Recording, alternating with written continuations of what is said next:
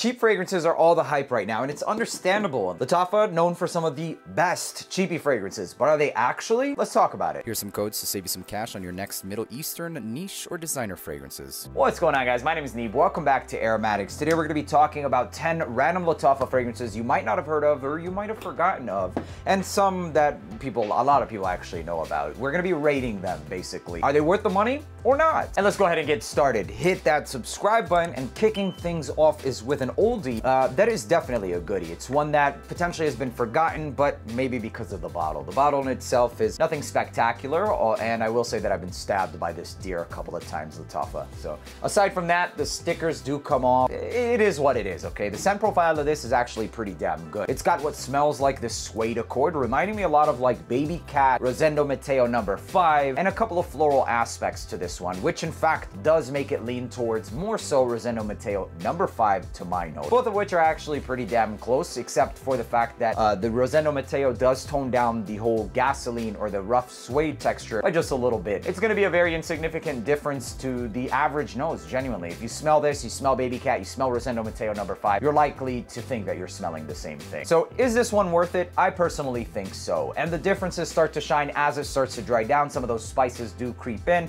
maybe a little bit of cypress and some clove. I actually really like this one, and I think it has certain unisex aspects and traits to it. If you like the note of suede specifically, ladies and gentlemen can rock this one as well. Some of those florals does make this one a bit lighter and more towards the ambers than something of Baby Cat, and that's why personally I see it closer to Matteo No. 5 basically. In terms of the performance, this one sticks around for a solid 7 to 8 hours. Nothing spectacular, but it's absolutely present. The projection, it's not beast mode, but you're gonna smell yourself for a solid 2 hours. In terms of where and when, this is absolutely going to be winter and fall time. I'm not sure exactly why I wasn't really like raving about this one when I initially got it, or even now, although it does have a very good scent profile and does not smell cheap whatsoever. Maybe it's lack of versatility, I would assume or imagine. Although it opens up pretty different, high quality, as it starts to dry down, it's not really the most unique thing in the world, I guess. And I think because of the fact that I have Baby Cat, I have, you know, Ashiyuh Gold, which is by the same brand, which does have certain similarities, although I find this one to have more so towards the Baby Cat vibes, and that's pretty much it. In terms of my rating, I would give it like a 7.5. It does smell good, but just not really show-stopping for me. Still worth the pickup, yes, and if anything I said interests you, then consider grabbing that bad boy, and a lot of people might not have actually got their hands on this one. Moving on to the next one, it's one that also doesn't get much to talk about. It's called Blend of Lattafa. Blend of Lattafa is a woody, ambery, tobacco-style fragrance, which reminds me of other fragrances, yes, but I have to admit that it's not like the highest of quality fragrances. And because of that, you don't really get the strongest fragrance, accords, etc. And it'll remind you of a couple of different fragrance families, basically. It kind of does remind me of like the whole Side Effect, but much more toned down in a lot of the accords. It's not as spicy, not as boozy, and there's practically no booze to my nose with this one. So it seems like a more generic take on something like Side Effect. If you don't like the intensive nature of Side Effect, you know, the whole cumin, the spice, the booze, the rum, tobacco, and you're okay with going with something that's a little lesser quality, then this is not bad. It's a good one for exactly that. My personal rating would not be above a 7, although for me personally, I'm leaning more towards like a 6.5. And I mean, I'm setting the bar pretty damn high, you guys. It's like, as of now, well, they've set the bar really. Brands like Lattafa, Fragrance World, and all of these other brands that are coming up more recently have set the bar high for themselves. So yes, in the realm of those other expectations, I would put it at a 6.5. Not bad. In terms of longevity, I get about 6 hours out of this one. It's not the best thing to grab nowadays, not gonna lie, but if you want something that's woody, masculine, slightly spicy, not nearly as intense as something like Side Effect or, you know, show-stopping, then this is a good one to grab. And considering the price point, it's around $25 or less. If you find it at that price, it's really not that bad. And that's pretty much it. In terms of the occasions, I wouldn't really try and dress it up too much, but during the fall and winter, if you're looking for a signature scent, it's one you can absolutely go with. Next one is called Lattafa's Nashit. This came out pretty early on in terms of like fragrances that smell like Nishani's Ani. Ginger, ambroxan, and vanilla, basically. It does have a certain freshness at the top as well, kind of giving it more of a mass appeal in the opening, but through and through an ambroxan spiced vanilla style fragrance with that ginger, obviously. Now, Nashit in the world of other inspos is not the best one. It's really not. But during its time, it was absolutely worth the pickup. One that, once I made the connection, I was pretty excited about. Now, where this one falls is the performance. I don't get more than about 6.5 hours out of this fragrance, and that's after it's been sitting, at least for me. On clothing, you might get like an hour or two more, more, but nevertheless, there are a lot of other fragrances that smell like in this vein that'll give you better quality than Nasheed. So Arda Za'faran does have another one, I believe it's called Satwa. There's another one by Fragrance World. So while it's not the best one, it still deserves like a 6, 7, 5. And like I said, that bar is pretty high. Aside from that, in terms of the performance and occasions, dates, you could still potentially wear it during the date. The quality of this one is actually higher than something of like Blend of Wood or Blend, yeah, it's called Blend of Lattafa basically. So yeah, not the worst quality. Does smell like, you know, treading towards designer quality, but nevertheless, I still would say that there are better options out there today. One of the cheapest from Lattafa you can find is called Confidential Silver. And this will remind you of Alurom Sport. Simple as that. It's aquatic, it's masculine, a little bit musky. It actually smells pretty damn good. The quality of this, when I initially got it, wasn't the best thing in the world. There's a little bit of an alcoholic opening, and truth be told, it's still kind of there today. But I will say that it was very enjoyable to wear. So it's fresh, it's mass appealing, it's very easy, and if you spray this on about at least 10 times, then you'll get about 5 hours out of this bad boy. Still, for the price, less than $20 at the time that I found it, it was absolutely worth it. It wasn't one that I was reaching for the most because the quality, like I said, is kind of, you know,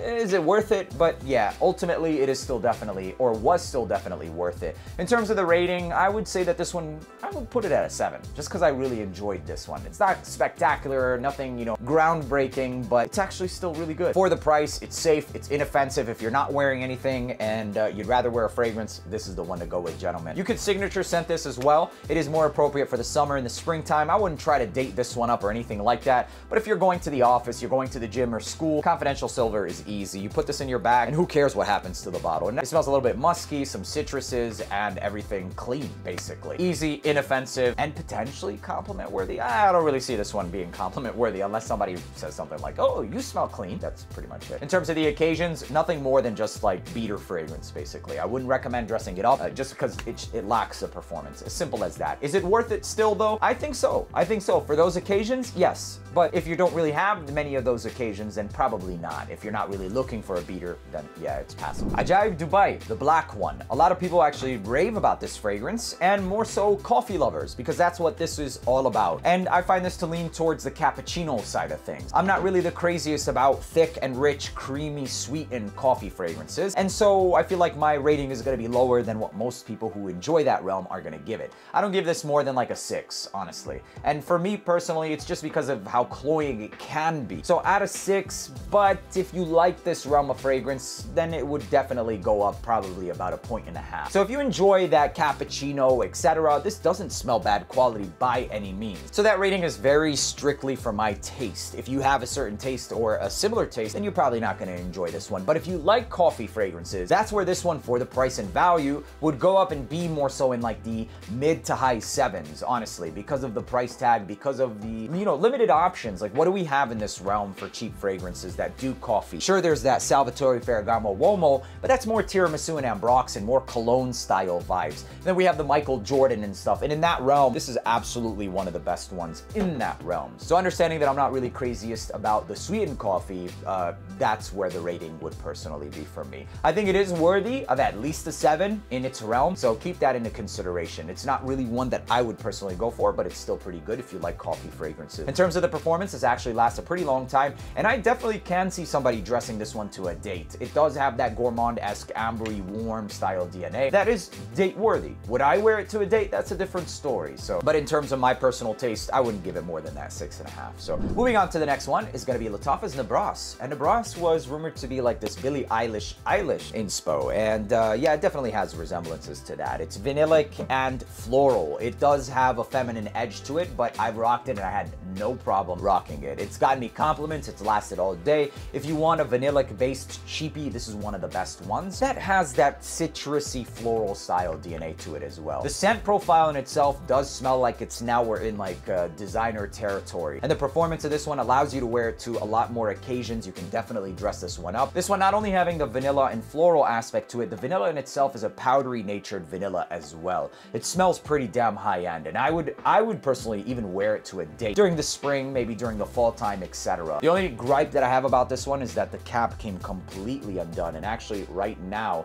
I've got all this sticky stuff on my hand. So that's the sacrifice that you're making with fragrances that do tread into this you know, territory. You might not get that, but even then, without the atomizer, the fragrance in itself, it's still amazing. Treads into designer territory, gives you the all-day performance, and the occasion occasions for this is whenever you want to smell like vanilla, it's actually more versatile than it sounds. Yes, it has some of those citrus and floral aspects to it, but it's definitely not too femme, at least for me. If you don't like florals, stay away because you will think that it's a feminine fragrance. So occasions for this is whenever you want to smell like vanilla with floral aspects. So I see that this would be perfect during like the spring and the fall time. I would even potentially wear it to dates where you have already established a certain, relationship, basically. Not first impressions for sure, because it might be a little bit too soft, especially if you want to exude certain level of confidence. This is a vanillic fragrance that's not really on the warmer side of things. It's more so bright and inviting. If you're going on a date, you don't really want to be too bright and inviting. You want to have a certain level of confidence, etc. And that's why I wouldn't say first impression. However, aside from that, it's still a really good fragrance. Now on the other side of the spectrum for vanilla fragrances, this is called Sihr by Lattafa, one of the new ones with this Dragon Ball Z looking cap. And in fact, this one kind of takes a similar style of vanilla, the powdery aspect to it, and adds more of a masculinity to it. Maybe some peppers, some woods, etc.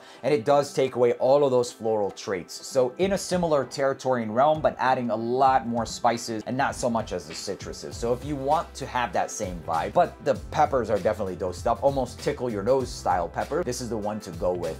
It definitely smells high quality, borderline niche territory, and it does have some resemblances to my Montal's Vanilla Absolute or Vanille Absolute. This one does last for a solid like 7 to 8 hours. Quality, this one is high enough to wear to dates, to meetings, etc. The peppery aspects to this one does masculinize things and give you a certain level of confidence. And for that reason, Sihr is one of the ones that you could wear to meetings, you could wear to dates, etc. Not going to be the best meeting fragrance, but if you want to smell like vanilla during any of those types of events, masculinely, this is going to be the one. Now, before we move on to the next fragrance, I wanted to introduce both of these together so that I can give you a different ratings in terms of my preference and overall score. In terms of my preference, I personally like Nebras more than Sihr. That whole bright, inviting stuff, it just gives me a couple of more accords as well. A little bit of citruses, those florals, it gives you more to kind of experience during the scent wearing, at least. I give this one a solid 8.5, almost a 9 out of 10, but 8.5 is very deserving. Performance, quality, and the longevity of it, basically, and docking a few points for the cap. That's pretty much it.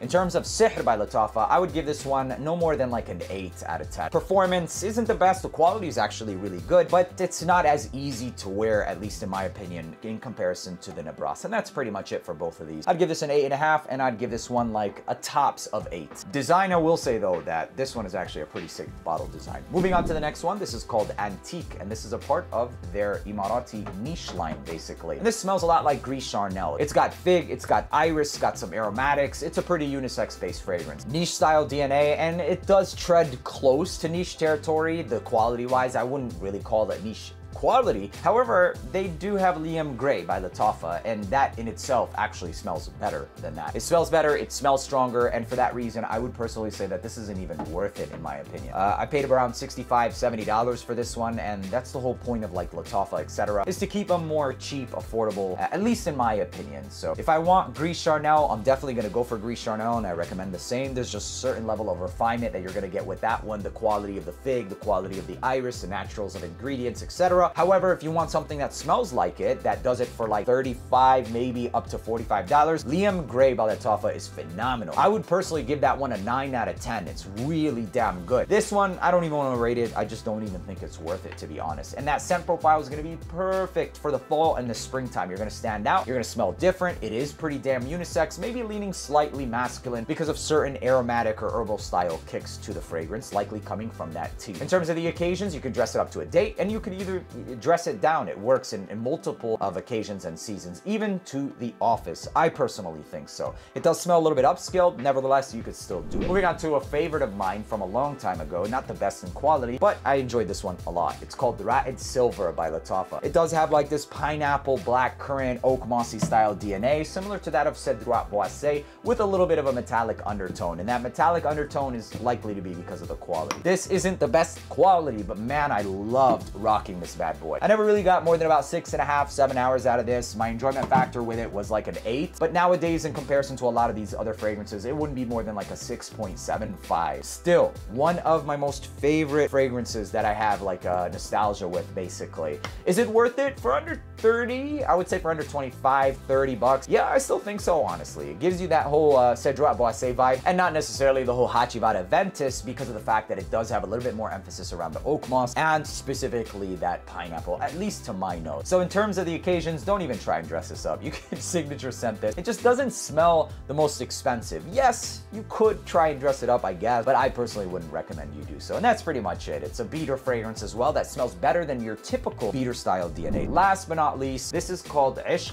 Ashiuch Silver. Maybe even a little bit of vanillas, and this reminds me a lot of 1 Million Lucky. Yes, in its time, it is absolutely one of the best ones, and even nowadays, it still is an excellent fragrance. There was a lot of other ones that actually smell similar to this DNA, this being one of the best ones. However, more recently, I've discovered a few other fragrances that do the similar DNA that give me a bit more of a punch and a bit more projection and performance. So while it's still worthy of a solid 7, I still think that there are other fragrances that have affected this one in terms of its score. Initially, it would have been something like an 8. The plum is very addicting, attention grabbing, etc. And a familiar style DNA that lasts, I would say, for me personally, no more than about 6 hours. So if you like that 1 Million Lucky, where it's like ambery sweet, also has that fruity top to it, very addicting stuff and compliment worthy, you will enjoy this one. And for the right price, for under $30, sure, it's still worth it. However, I've got my nose on other brands or other fragrances like Soprano Soul by Dumont that does this style of DNA. I think personally better than this one, and also giving you more of a longevity. Check the links down in the description for all of these fragrances, including Soprano Soul, and maybe a couple of other recommendations for Nishani's Ani. And if you want to watch a comparison between a lot of fragrances that do a similar style DNA, I highly recommend you check out my series on AROMATIX Uncensored. I hope you guys enjoyed watching this video, and if you did, show me by leaving a like, hit that subscribe button, and until the next video,